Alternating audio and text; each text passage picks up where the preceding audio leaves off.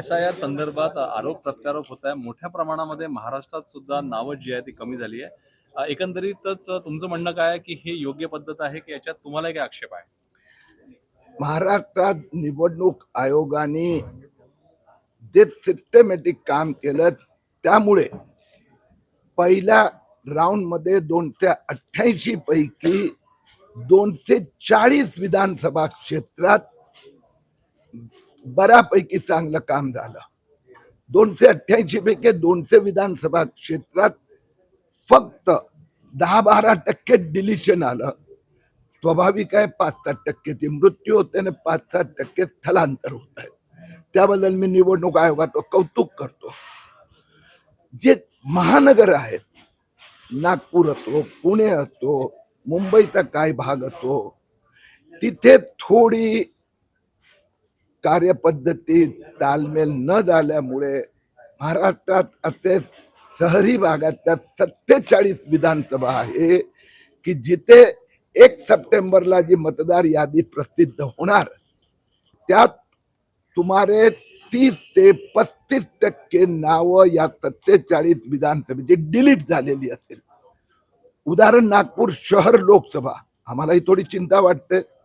25 लाख मतदारांपैकी 9.5 लाख मतदारांची नावं या मतदार यादीत नसेल.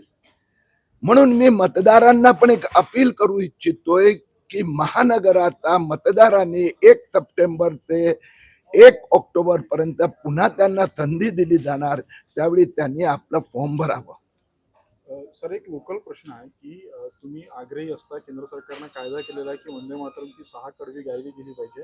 काल नागपूर महानगरपालिकेच्या सर्वसाधारण सभेत फक्त वंदे मातरमची 2च कडवी गायला गेली. वंदे मातरम राष्ट्रीय गान म्हणून आता भारताच्या लोकांनी आनंदाने स्वीकारलं नाही, अभिनंदन केलं आहे.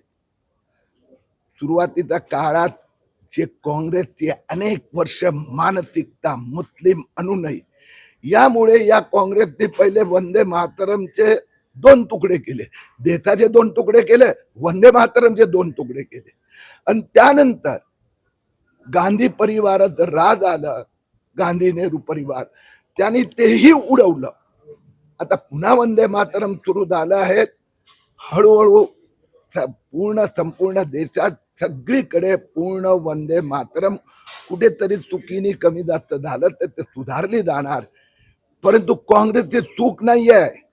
ते तर असं समजतात इस देश के हम बाप है, हम मालिक है, आणि अशा पद्धतीने काँग्रेस देशाचे तुकडे, वंदे मातरमचे तुकडे हे भारताची जनता सहन करणार नाही.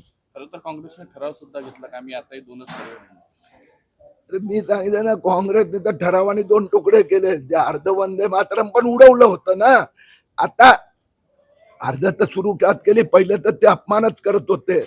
हळूहळू लाईनीवर येणार, आणि नाही तर सोनिया गांधी, राहुल गांधी, प्रियंका गांधी वगैरे ते बाजूला राहणार.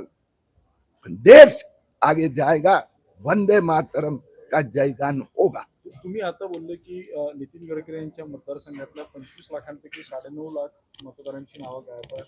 यात कोणाची चूक वाटतं? भाजप मिशन मोडवर सगळं SIR करण्यासाठी आग्रही असताना देखील 9.5 लाख मतदार कमी होते. मी दोन्ही बोललो. 288 पैकी 240 विधानसभेत खूप चांगलं काम झालं.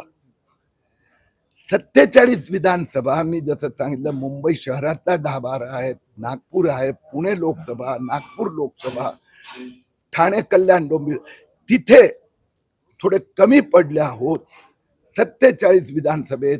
त्यासाठी इथे वर्कशॉप पण आहे. आज या 47 विधानसभेत भाजप विशेष लक्ष देणार आणि सप्टेंबर महिन्यात पुन्हा नोंदणी सुरू होणार, इथली त्रुटी दूर करणार.